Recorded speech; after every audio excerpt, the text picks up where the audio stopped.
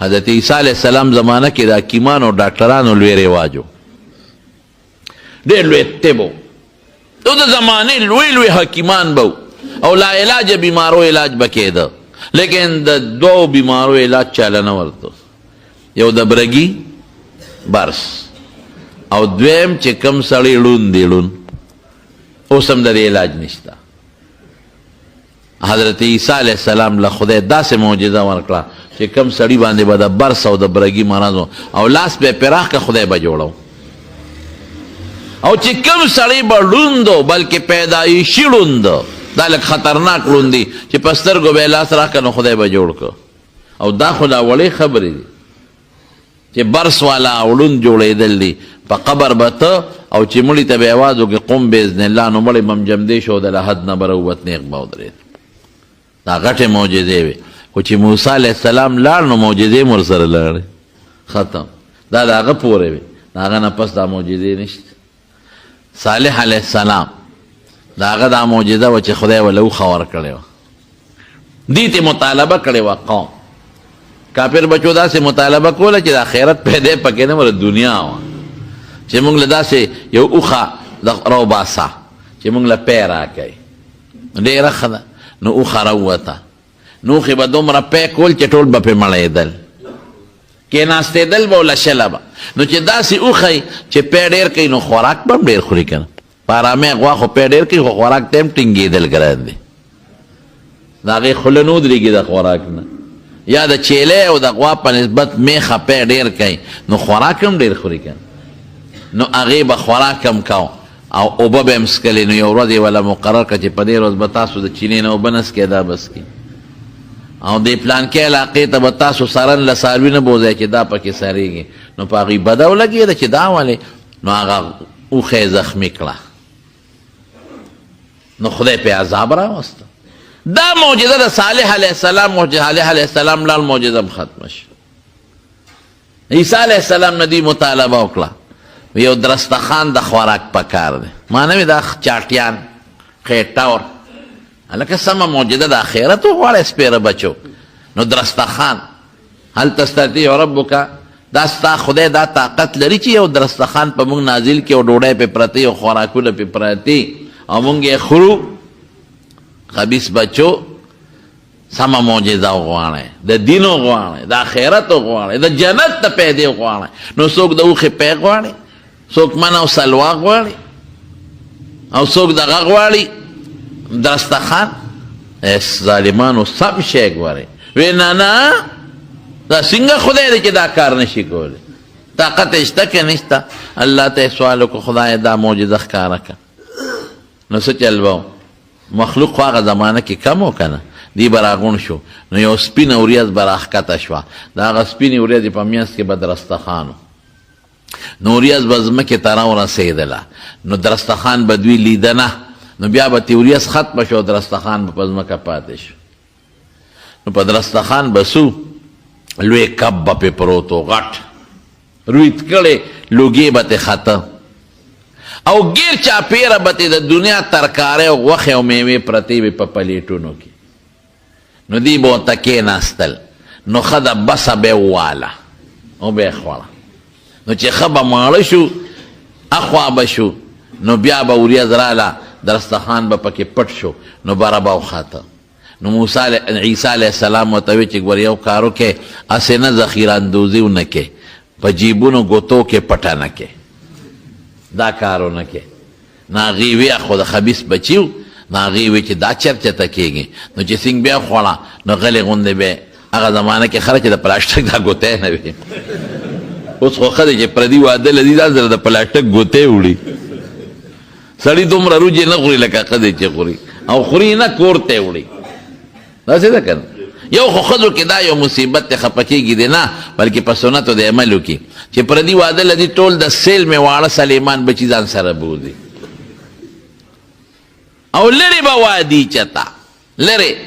او د دې لور به چته په هغه دغه کې وادي، په پېښور کې او په یو ځای بل ځای به وادي، په هغه باجا بامخیل او صوابۍ کې. او وی بچې ټیلیفون نن سبا خو موبایل شته، بچې د کاکا د ماما د ترور د زوی دی واده دی، او ګوره ټول راځئ، نو هغه هم خپل بچي ټول راولي او دې م ورپسې خپل بچي سکول نه هم ورته چوټي کړي او د سیل مې په واده ورشي او چې په واده ورشي لومبی غوړی راشي نو پلاستیک ګوتی راوباسي مخکې دی وله تیاره کړي پکې غوړی ور واچوي دا په شریعت کې ګناه ده ګورې چې تاسو زه پوه کړم زه خو ورته ګوره واقع بیانوم خو دا واقع په رڼا کې راته د دین مسلې هم بیانوم چې تاسو پې پوه شئ په دې باندې چې واده له د یو کس وغواړي یو ورځه چې د دوو درته وایي دوه ورځه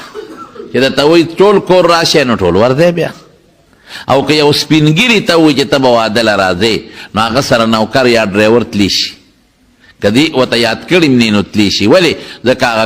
هغه کوربه ته پته چې دی یوازې نه راځي دې ته دلالتن یې ځه نه وایي هغه ته پته چې دی بغیر موټر نه نه راځي ډرایور به ورسره وي هغه ته پته چې دی بغیر نوکر نه یا زوی نه نشي ګرځېدی نو او سره پکې خیر دی تلی شي او چې ډوډۍ له لاړ شي نو کور ته به نوړی دا دې ته اباحت وایي تملیک نه دی دا چې څومره خوړی شي وخوره کور ته به نوړی البته که هغه درته وایي چې ځان سره یوسه یا دله په بند کي نو بیا له خبره ده بیا وړی شي نور چې ډوډۍ له دې وغواړي نو کور ته وړل په منع دي په شریعت کې دا ګناه ده ګوره وروڼو د دې مسلو نه ځان لږ خبر کې حلال او د حرامو ډېر خیال ساتئ په حرامو خدای ډېر خفه کېږي او رسول الله مبارک فرمایي وایي کومه غوښه چې د حرامو نه زرغون شي بس اور ورسره مناسب دی چې اور یې وخوري نو حرامو نه ځان ساتئ بعضې څیز معمولي غوندې شبهه پکې راشي او حرام بشي درته او تاله به لوی تاوان د آخرت درکوي زمونږ خلک ته ځان نه ساتي نو یو په دې ودونو کې دا خیال ساتئ دا ډېر لوی مصیبت دی نابللې مواده بالکل نه دی په دې پېښور کې دا جنټلمینان نه دي جنټلمین پېژنئ دا کباړ کې چې د 10 روپو پتلون اغوستي کباړ کې د 10 روپو پتلون د شلو او د 10 روپو کوټ یې چولی او د 15 روپو هغه تورې چشمې یې چولی او کونټی لاس کې یې اغوښتي دا نه لوی سیکرټري جنرل جوړ کړي نور غریب له اردوم نه ورځي خو شکل جوړ کې بوټان پالش کی او د اتوار پر په شادي حال مفتو کې وردن نشي هلته خو شادي حال کې ډوډۍ وي که په شادي حال ورشي داسې شکل یې جوړ کړی چې هغې ورته رلی نه سلوټ کوي سلام علیکم زوی وایي د پلار به مې میلمه او پلار وایي د زوی به مې میلمه او هغه داسې شکل جوړ کړی خو پوره پولټیکل ایجنټ ښکاري هغه سیکرټري جنرل ښکاري هغه ته څوک ویلی شي چې تا کاډ وښایه ښه مدېدار لاړ شي ډوډۍ وخوري او وښکو باندې جبه ومږي وروځي په خېټه لاس راکاږي بیا په بل شادي حال ورشي بیا په بل ورشي دا ډېره لویه ګناه ده او جرم دی اکثر په دې ودونو کې موږ ته خلک وایي یاره چې موږ خو د 400 کسو ډوډۍ بندوبست کړو خو 600 پرې رالل موږ خو د 400 کړو 800 پرې رالل نو د 800 د اسمان نه شیطانان خو نه راکوزېږي چې هغې یې خوري دا بې دعوته خوري بې دعوته پردی ډوډۍ راتلل دا په شریعت کې ګناه ده دا ناروا دی او حرام دی دی له بلکل نه ورځئ چې دعوت دله څوک درکړي نو ورځئ به نو هغه عیسی علیه السلام ورته وایي چې خورئ دا شی خو ګورې ذخیره اندوزي به نه کوئ نو دی به غلې غوندې د جیب نه سامان راوویسته ټوکړه موکړه او د هغې نه به یې شیدونه راواخېستل به پکې وتړل او تختول به یې ورته نو خدای ورسره څه چل وکړه الله ورسره دا چل وکړه چې بیزوګان او خنزیران ته خدای جوړ کړل کولی شي که نه شي کولی اوس هم زموږ د دې خلکو نه جوړ کړي دي خو ظاهري نه باطني ګورې دا ټول ګند دی ګند څوک چې د خدای نه لرې دی او د الله د رسول نه لرې دی زما دا خبره چې اورې نو خدای دې پې د عمل توفیق درکړي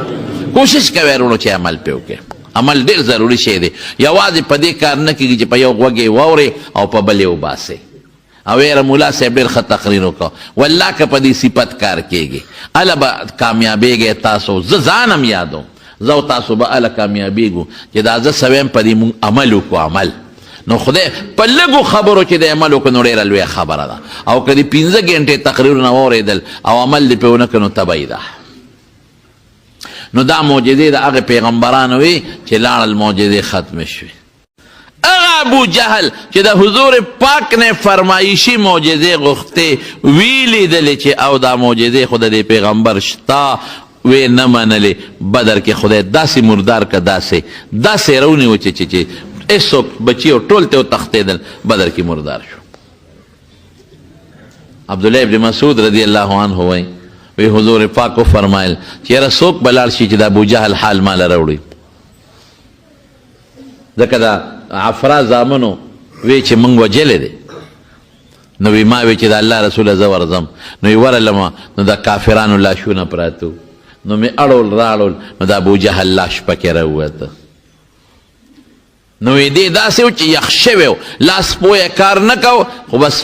قریب الموت و قریب المرګ نو یو وخت کې مال یو سپیړه را کړې وه نو مې چې ورېږه خپل بدل خو ته مخکې علم نو په دې سینه مې ولا یو خپل مضبوط ټوپ مې ولا په سینه ووه نو ما ته وایي چې د پلانکې زویه کنځلې وکړل څوک یې مې چې زه خو عبدالله ابن مسعود یم نو څه وایي هغه وخت کبر ډېر خطرناک شی دی وایي په سینه یې لاس کېښود وایي دومره غټه سینه به د بل چا لیدي وایي ما ورته چې سینه دې پرېږده غټه ده او که وړه ده خو سر ده نه پرې کوم وایي څه پې کې ما وی نبی علیہ السلام لیوړم قبر ډېر خطرناک شی دی وی ښه چې پرې کې نو دا د ویښ کې پرې که دي سینې سره چې زما سر په نورو سرونو کې پروت نو د سردار سر به ښکاري ګوره قبر ته وی مې چې دار باندې پوره کوم خو دا تپوس ته نه کوم چې د حضور پاک متعلق دی اوس څه خیال دی اوس خو دله ملګري ټول مکې ته وتښتېدل او دقه سر ده نه پرې کوم پرېږدم دی نه اوس ته څه خیال دی وی ما ته وایي په هغه خپلو خدایانو یې قسم وخوړه وی چې په کومه ورځ نبي علیه السلام د پیغمبرۍ دعوه کړې وه او په هغه ورځ مې څومره بدي شو اوس مې هم هغسې بدي شي دا سپیرو په زړه چې مهر جباریت ولګي که نه یو حدیث پاک کې راځي نبی علیه السلام فرمایي په ترمذي شریف کې دا حدیث هم دی چې یو انسان ګناه وکړي نو پړې یو داغ پیدا شي دا د ګناه د وجې نه نو که دې توبه وباسي او استغفار ووایي نو دا داغ ته خدای ختم کړي او که دې توبه ونه باسي استغفار ونه وایي نو بیا ورپسې بله ګناه وکړي نو داغ لږ نور زیات شي نو که بیا توبه وباسي استغفار ووایي نو دا زړه والا خدای پاک او صفا کړي او چې توبه ونه باسي او استغفار ونه وایي نو داغ پاتې شي نو چې بیا ګناه وکړي نو دا داغ پرې ورو ورو زیاتېږي بیا ګناه وکړي ورو ورو زیاتېږي نو د هغې تک تور شي تور ختم الله علی قلوبهم بس خدای والا تور کو خو خدای قصدن چا سره ظلم نه کوي خدای په چا زیاتې نه کوي الله پاک د هغه تور که دا داغ یې ولګو خو د چا د وجې نه یې داغ ولګو د ده د ګناه د وجې نه کلا بل ران علی قلوبهم ما کانوا یکسبون چې دوی کومه ګناه کوي د هغې ګناه د وجې په زړه داغونه پیدا کېږي او زیاتېږي نو چې لږ تک تور شي د ګناه د وجې نو باس بیا دی بس مهر جباریت دی ته وایي لږ تور شو تک تور دا لته چې دا دین او د علم کومه لاره وه نو هغه لاره بنده شوه نو د ابوجهل لږ تور وړو نو سر مې ته پرې کړم او حضور پاک ته مې مخکې وغورځاو او ما وی هذا رأس عدو الله ابي جهل دا الله رسول دا د خدای د دشمن د ابوجهل سر دی سر نو د مارونو خبره مې تاسو ته دې خبرې پورې کوله د پیغمبر علیه السلام معجزه نو معجزه دا د حضور پاک د پیغمبر علیه السلام د پیغمبرۍ دلیل او ډېرې زیاتې معجزې د نبی علیه السلام مبارک کاره شوي دا د نورو پیغمبرانو وې خو یو څیز دی د نورو پیغمبرانو ډېرې معجزې وې خو چې هغه پیغمبر تللی دی معجزه مو سره تللی ده او د حضور پاک یو څو معجزې داسې دي چې که هغه تلیم دی نو شته معجزې شته لکه زه به یو مثال درکړم د موسی علیه السلام په زمانه کې جادوګر ډېر زیات هغوی به جادو کاو د رسو نه به ماران جوړول او د کونټۍ نه د لرګو نه به ماران جوړول د سحر لوی رواج و پکې او خلک د سحر نه مجبور و ساحرانو له به پیسې ورکولې دولت به یې وله ورکاو نو خدای پاک د موسی علیه السلام په لاس کې داسې معجزه ښکاره کړه چې د زمانې ټول جادوګر یې توبهګار کړل موسی علیه السلام چې کله د فرعون دربار ته ورسېد او ورته یې وی چې موږ دواړه زه او زما ورور هارون علیه السلام د خدای پیغمبران یو نو هغې ونه منه نو موسی علیه السلام ورته کونټۍ وغورځوله د هغې نه یو اجدها خامار جوړ شو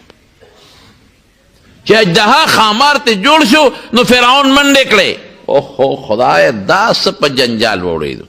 دا شیخ خو نه راوچته نه کړي هله موسی شی نیسه مار راونیسه ګورې په موږ پسې راغی دا مونږ بعضې تفسیرونه لیکلي دستونه شو او څوک وایي اویا شو څوک وایي اویا زره دا ما وی چا شمېرلی دي د دستونه به چا شمېرل څه لکه مطلب دا دی چې د یارې نه په سړي خامخا دستونه لګي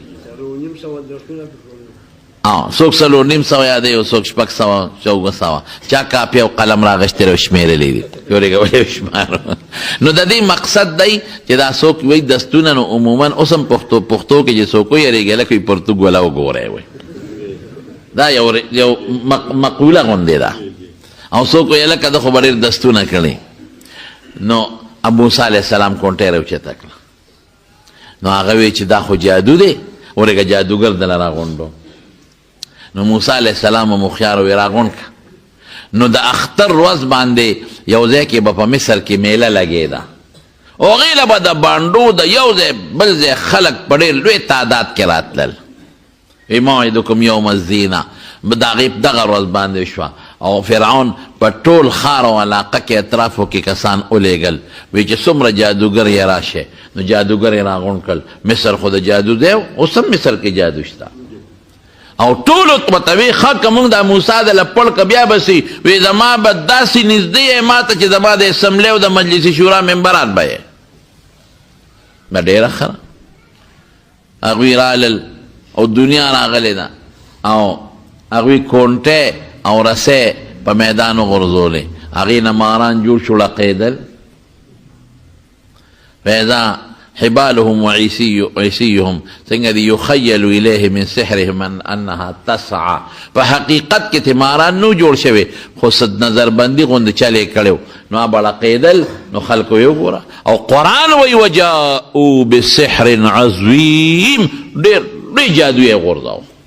قرآن وایي لوی جادو یې پیش کړ تر دې حده پورې چې د موسی علیه السلام لکې میره پیدا شو چې خدای دا خو هر یو جادوګر راځي او کونټۍ غورځوي هر یو جادوګر رسۍ غورځوي د هغې نه خو بلا ماران جوړ شو دا به څه کېږي الله ته پام کوه ګورې ونه یېرېږي فکر مه کوه موږ د ملګري یو کونټۍ دې غورځوه چې موسی علیه السلام څنګه کونټۍ وغورځوله د هغې نه یو اجدها خامار جوړ شو او داسې خامار ته جوړ شو چې هغې هغه څومره رسیو کو لرګونه ماران جوړ کړي و الواقع یې تیر کړل خېټه یې غټه نه شوه بس جادوګرو خو پوه شو ګوره مولا پیژنې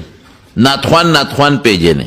جادوګر پیژنې بس هغې خو پوه چې دا خو جادو نه دی بس د هغې پوه شو چې دا خو د خدای پیغمبر دی ټولو په یو ژبه وې چې زموږ د موسی او د هارون په رب ایمان دی ټول توبهګار شو دا معجزه وه د موسی علیه السلام او صیب لاس به یې دغه کې ومنډه د ترخ کې او چې راوبیسه د لاس نه به یې لکه د سپومۍ رڼا تله لیکن چې موسی علیه السلام لاړ معجزې هغه سره لوی معجزې وې ګورې معجزه خو د پیغمبرۍ دلیلي غټه معجزه ډېر خلک په دې معجزو خدای مسلمانان کړل موسی علیه السلام جلیل القدر پیغمبر خو چې موسی علیه السلام د دنیا نه لاړ هغه معجزه هم لاړه